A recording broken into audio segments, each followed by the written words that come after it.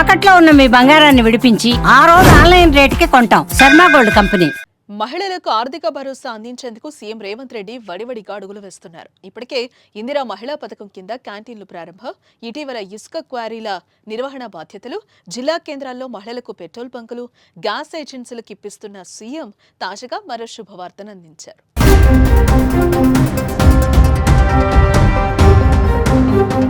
తెలంగాణలో కాంగ్రెస్ ప్రభుత్వం మహిళలకు పెద్దపీట వేస్తోంది. ముఖ్యంగా మహిళల సంక్షేమ పథకాలకు అమలు చేస్తోంది.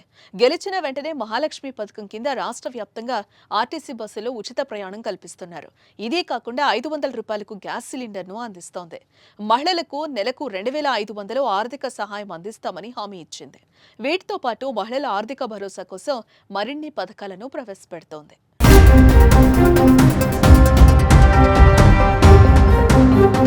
రేవంత్ రెడ్డి గవర్నమెంట్ మహిళల కోసం త్వరలో కుట్టు మిషన్ హబ్లను ఏర్పాటు చేయనుంది. ఇందిరా మహిళా శక్తి పథకం ద్వారా కుట్టు మిషన్ హబ్లను ఏర్పాటు చేసి వీటి ద్వారా డ్వాక్రా సంఘాల్లోని మహిళలకు శిక్షణ అందిస్తారు. ఒక్కో కుట్టు మిషన్ కేంద్రంలో దాదాపు 50 మంది మహిళలకు శిక్షణ అందిస్తారు. ఈ కుట్టు మిషన్ కేంద్రాల్లో తయారయ్యే వస్త్రాలను ప్రభుత్వ హాస్పిటల్స్ కు పంపుతారు. అలాగే స్కూల్ పిల్లల యూనిఫామ్స్ వంటివి కూడా ఇక్కడే తయారవుతాయి.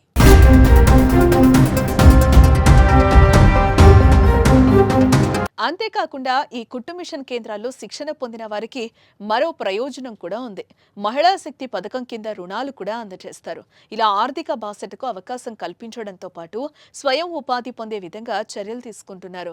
వరంగల్ తూర్పు, పశ్చిమ వరంగల్, వర్ధన్నపేట, పరకాల నియోజకవర్గాల్లో కుట్టు మిషన్ శిక్షణ కేంద్రాలను ఏర్పాటు చేయనున్నారు.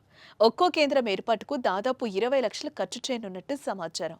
ఇలా ప్రభుత్వం చేపడుతున్న పథకాలను మహిళలకు వినియోగించుకుంటే ఆర్థికంగా చేయూత లభిస్తోంది.